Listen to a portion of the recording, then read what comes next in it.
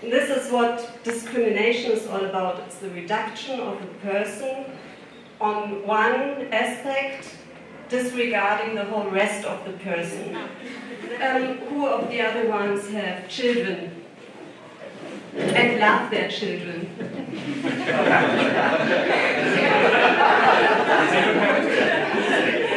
Then, who likes to cook? And who likes to eat good food?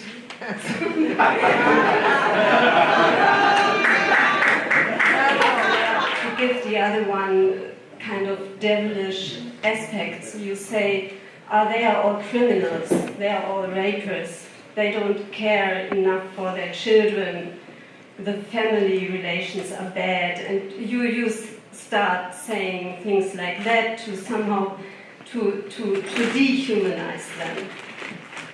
And this is usually the last step before entering violent conflict. A war, and it was told between the kids that it was more than a war, that there was killed millions and millions of people. But the parents and grandparents, not only my family, of all the friends, nobody spoke. So it was a very strange thing. On the other hand, they teach us moral, how to behave as a human being. So then with, I don't know, with 14 or 15, I have seen my first documentary in the German television on the opening of the concentration camps. And it was so shocking, it blew away in first place, my belief to God, in my belief to human being. It was breaking all the limits what I was able to imagine, what human beings are able to do to other human beings. It started my fight for nonviolence. And I based my wish to go to the roots, what is violence, and maybe how we can overcome it really, on a very interesting talk I found from the Argentine thinker, philosopher Mario Rodriguez Cobos, or some friends call him Silo. He had in 2007, a very interesting talk with Italian friends where he was speaking exactly on that topic, and he made some interesting comments which helped me a lot in my investigation. He said to their friends, have a look, if you want to understand the violence, then have a look to the deep-rooted mechanism of vengeance, which is rooted in the Western culture, very, very deeply. So have a look to the culture, but also have a personal look how it works in your mind, how it works in yourself. It works, as far I could research, in every human being, also everybody who is here, that as soon we are touched, hurted, in something what we are identified with, as a person, okay? There is coming up a mechanism, a very, very deep-rooted mechanism of self-defense, of survival, which make us immediately in a disposition of big violence, following the historical path that the Western culture, I hope I don't hurt nobody and nobody will beat me for that, but the Western culture is completely based on violence and vengeance. What they have done when they were starting to found the first big conglomerations, what afterwards we call states, is that the ancient forms of justice or self-vengeance between the tribes, these new states, they make institutions of that.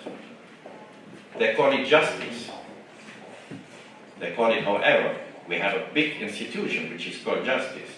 But if you go to the roots of that, it is nothing else that the states who want to have the power on the people take the personal vengeance, what we normally would do, and they take it as their institution. And like this they behave towards the society, and like this we behaving between the states. In the politics, the very sensible vengeance in personal relations is very strong, unbelievably strong, and in politics between the states, I don't have to explain to nobody that a state, a Western leading state like the United States, don't forgive anything. I started to choose my way, either to understand the radicalism of violence or the radicalism of non-violence. I don't think there's much space in between. We have the ability to choose, to choose the way we go. It took a couple of years, to be exactly till 9/11, to understand the roots of revenge. So how the mechanisms in politics are working. And I asked myself, how would the world be today if George W. Bush wouldn't have stood up and declared war, if he had declared peace? On this very day, watching the attacks, taking into consideration the background of the history, how what had happened until the towers were bombarded or until the planes flew into the towers. And if he had stood up and said, I will spend $1 billion to improve the circumstances for the people in the countries that feel being disadvantaged. Well, unfortunately, he wasn't a guy of empathy or higher intelligence. He chose the way of war, and the result we're facing today in Syria, in Yemen, in Congo, and all over the world, where we're watching the new controversial between Jews, Muslims, and Christians or other so-called identities. So I asked myself, what can we do here in Germany? Because I think that the Israeli-Palestinian conflict is one of the core conflicts. Whoever will be able to resolve it has got a key in its hand. And I think that the path of nonviolence is the only path that can convince people all over the world to cooperate and to find solutions for the deep, deep problems that we are facing. Or a key notice could be given by the Parent Circle. It's an organization of approximately 600 Israelis and Palestinians who have lost a family member due to the conflict. And they are coming together with the simple slogan, tears have always the same color. There is no difference between a father or a mother, whether they are Jewish or Muslim or Christian, who loses a child due to a stupid conflict. And they stand together in love. So they decided not to take a revenge, not to go against the other side, because for them there is no other side. We are all victims of, let's say, personal interests of some key players in this world. But we are not enemies because we have another nationality, another religion, or another gender. So I think whenever we start to work for something, for peace and for nonviolence, if we bring in creative ideas that enables other people to join and to become part of a, let's say, positive energy, then we might be successful. So I hope that I will see some of you next year on March 8th in Bethlehem at the Women's March. Men are welcome. And so in Jerusalem Post you will find every day negative news about atrocities committed by Palestinians, and in the Palestinian media you will only find the violation of human rights from the Israeli side. So this is widening the gap. There are very few medias like social TV from Israel that is covering the many attempts of Israelis and Palestinians who are cooperating and who have been working together for many, many years in joint non-violence projects. They don't find the way into public.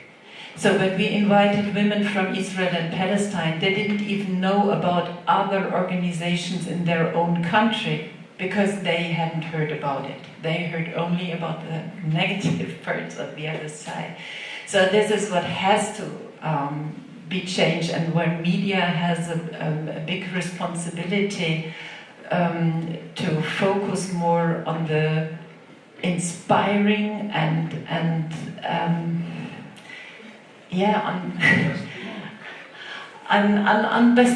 on good practice examples, for example. There are facts, but describe the facts is not enough for us. We need to look behind the facts, behind the causes and consequence logic. We need to realize which is the human intentionality behind the facts. Because facts are not natural. Facts are made by human beings. Well, what that human beings want? Why they do what they do? For us, highlight what our people, our Colombian people, is doing to change their reality is probably the most important thing. Because they are opening hope, future for us.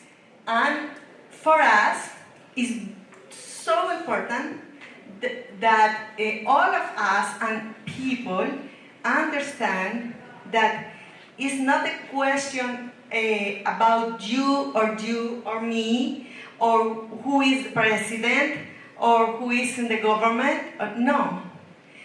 All of us are, in a way, victims of a structure, oppressive structure. But it is already very good and very important if you understand that we are now, for first time in the history of human being, in an unbelievable special moment. Now, for first time, we are all really living together, completely connected by technologies, by possibilities to communicate, by possibilities to travel. Each problem in Colombia is affecting Europe and the other way around. Each problem in Asia is touching Iceland. It's unbelievable. We are completely connected for first time, the human beings. And one fact, what is there and what should be discussed with urgency, we don't have any future with violence.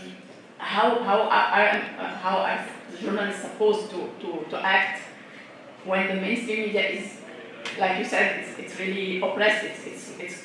We are all victims of this system. So how do I, as journalist, act? What do I have to do practically to be with the peace process and not anti-peace process? La otra muy importante para nosotros That is one point, and another one would be salirnos de la lógica de los bandos en confrontación, en conflicto. to go out of this logic of two groups in fight. And I think that media are contributing to spread violence, because when I'm talking about the academic formation for journalists, we tell the journalist that he has to find the scoop or to search for this scoop or the story, and stories in journalists, for journalist story are killing, bombing stories and not other stories. Because of that we think that it's so important that we join our forces, that we look for the many others that are working in a peace direction, because there are many people that are working in a peace direction, but we don't see them because anybody shows them. So we have to look for them and join to them, and because we are sure that we are more that the non-violent people is more than violent people, but we are not in touch